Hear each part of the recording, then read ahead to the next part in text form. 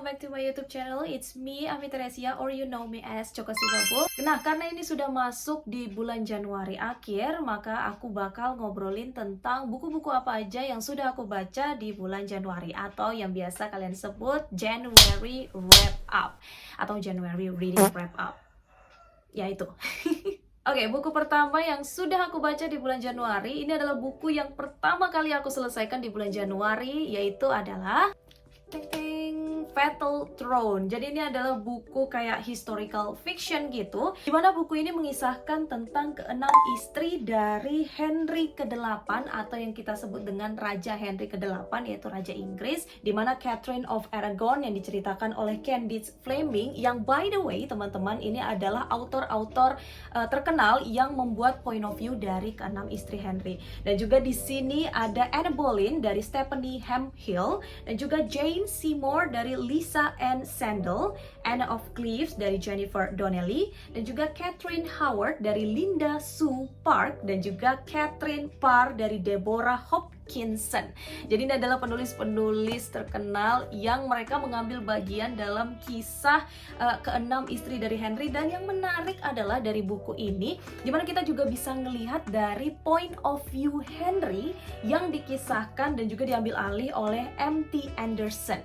Nah, ini keren banget bukunya dan aku suka banget. Aku dapat buku ini kalau nggak salah dari BBW yang waktu itu lagi dibuka di kotaku pada saat itu, dan ini membuatku tertarik karena aku suka banget sama historical fiction gitu, apalagi kayak history dari negara Inggris. Dan yang paling terkenal adalah history dari Raja Henry yang mempunyai 6 istri pada saat itu. Bahkan ada lagu ya mengenai hal itu ya, ada lagu kayak Ex-Wife, judulnya Ex-Wife, dan aku lupa penyanyinya itu siapa ya. Pokoknya lagu itu terkenal banget di TikTok dan aku senang banget waktu dengerin lagu itu. Makanya ketika aku ngebaca buku ini sembari dengerin lagu itu jadi lebih kerasa sebenarnya feel-nya. Tapi anyway, I really enjoy this book, walaupun beberapa pastinya ini adalah historical fiction yang pastinya tidak benar-benar 100% terjadi dari sejarah. But still, it's very enjoyable book and I really enjoy it. Jadi ya, kalian bisa ngeliat reviewku ini di Goodreads. Dan buku selanjutnya yang aku baca di bulan Januari adalah Jeng Yellow Face dari R.F. Kuang atau Rebecca Kuang. Ini adalah buku favoritku. Aku suka banget R.F. Kuang karena aku ngebaca trilogi dari Poppy Ward, tapi aku belum ngebaca bukunya yang berjudul Babel. And I found this book in Gramedia in my hometown. Dan ketika aku ngebaca ini, wow, seperti yang sudah kita expect ya dari Rebecca Kuang. Jadi buku ini mengisahkan tentang June Hayward dan juga Athena Liu, yang mereka itu berdua adalah sama-sama penulis. Namun ternyata si Athena Liu ini meninggal karena tersedak. Dan pada saat itu Athena Liu meninggalkan sebuah skrip yang belum dia terbitkan, skrip yang sedang dia kerjakan sebagai penulis. Dan di situ June Hayward pun mengambil skrip itu untuk dijadikan karangan dia sendiri, untuk menerbitkan bukunya sendiri dari skripsi Athena Liu.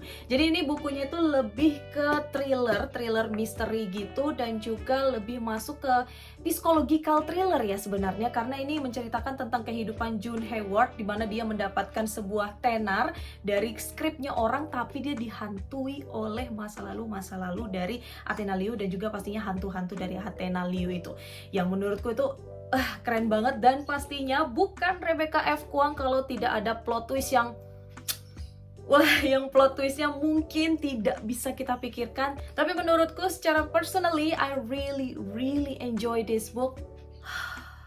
It's amazing. Dan the next book, buku selanjutnya yang aku baca di bulan Januari adalah Realmbreaker dari Victoria Aveyard. Karena aku adalah seorang fans dari Victoria Aveyard, aku ngebaca semua series The Red Queen, jadi pastinya aku bakal mencoba untuk ngebaca Realmbreaker, dan it's really good. Jadi sedikit mengenai Realmbreaker, buku ini tuh lebih vibes-nya itu seperti The Lord of the Rings atau The Hobbit. Jadi kalau menurutku pribadi, buku ini tuh found family trope-nya itu kerasa banget, dimana beberapa orang orang yang tidak saling mengenal, tetapi mereka dipaksa untuk bersatu dalam menyelamatkan dunia.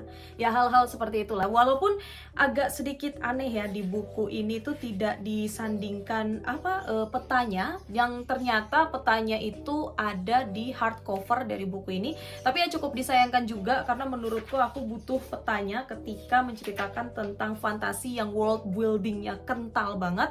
Aku sangat membutuhkan peta, tapi tidak ditaruh di dalam buku ini. Dan ini adalah penerbit dari Orion. Why Orion? Why? Padahal kita tuh sebenarnya membutuhkan peta, tapi it's okay, karena juga akhirnya in the end aku mencari petanya di internet sembari membaca, but yeah, it's fine. But overall, I really enjoy this book, walaupun ada beberapa yang mungkin agak sedikit bikin bosan ya di dalam buku ini, tapi ya anyway, it's really enjoyable and you should try it. Kalau kalian suka dengan karangan Red Queen, di sini masih ada sedikit bumbu-bumbu ala-ala Red Queen, di mana ada pengkhianatan, di mana ada perang, dan juga dari world buildingnya yang kental. Ya, try this book.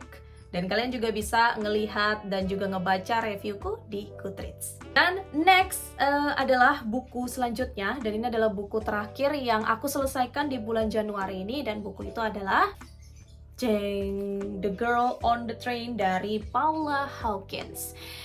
Sebenarnya aku mau jujur ya, ini adalah buku yang sudah lama banget di rak bukuku, mungkin ada sekitar beberapa tahun dan aku belum sempat ngebaca, atau kadang ternyata terlupa kalau aku ternyata belum baca.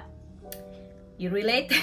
Tapi ini adalah buku yang baru banget aku baca setelah bertahun-tahun buku ini ada di rak buku. Sebelumnya aku udah nonton filmnya duluan sebelum ngebaca bukunya, jadi ya I try to enjoy the book. Yang menurutku sebenarnya aku kurang enjoy dengan bukunya, karena ini menurutku bukunya cukup membosankan ya kalau untuk aku pribadi ya. Atau aku juga nggak tahu, atau mungkin karena aku sudah nonton filmnya makanya aku sudah tahu endingnya seperti apa. Tapi tetap aja menurutku feel-nya itu yang ada bukan bikin aku gemes atau gregetan, tapi bikin aku marah banget. Feel buku ini malah bikin aku marah, kayak hah?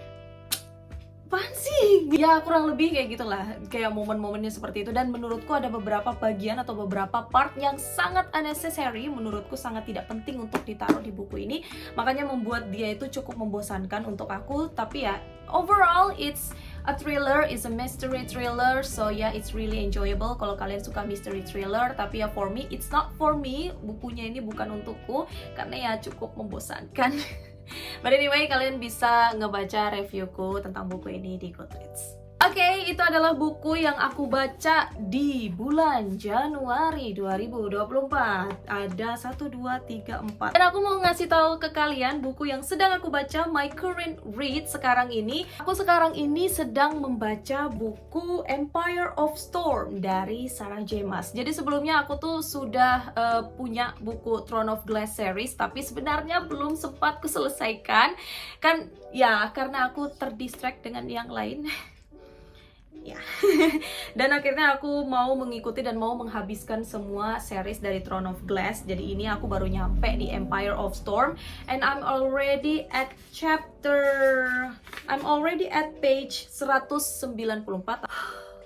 Fun fact, aku nangis ketika ngebaca buku ini. Jadi pada momen itu aku lagi di kantor dan aku sedang menunggu waktu pulang dari kantor, dan pas aku ngebaca buku ini aku nangis. Ini buku bagus banget dan seriesnya juga bagus banget, dari Throne of Glass hingga akhirnya aku nyampe ke Empire of Storm, and I really can't wait to finish this series karena aku mendengar banyak banget hal bagus tentang buku ini. So yeah, I'm really going to give it a try. Yap, itulah yang bisa aku ceritakan ke kalian semua tentang apa yang aku baca pada hari ini dan juga my January wrap up. Mungkin nanti selanjutnya, di video selanjutnya aku bakal ngobrolin tentang my TBR atau buku-buku yang bakal aku baca di tahun ini. Juga pastinya di antara buku ini ada beberapa yang bakal aku bikin review terpisah, yang pastinya salah satunya mungkin Yellowface. So yeah, I'm really looking forward to talk about Yellowface, dan mungkin kalau kalian tertarik kalian bisa mampir ke videoku nanti. Oke, terima kasih sudah menonton video ini dan kita ketemu di video selanjutnya. Oke, bye-bye.